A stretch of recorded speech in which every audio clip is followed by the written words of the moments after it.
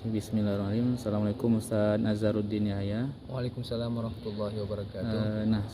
Kita sedikit bertanya Ustaz, apa saja kegiatan Ustaz Abdul Somad selama beliau berada di Kutacane, Aceh Tenggara? Baik. Alhamdulillah Ustaz Somad sudah sampai di Kutacane, di Gesos Masjid Atap Kutacane. Untuk besok pagi insya Allah Ustaz Somad akan mengisi tausiah seperti kita lihat di belakang ini, mengisi tausiah di Masjid Atap Kutacane.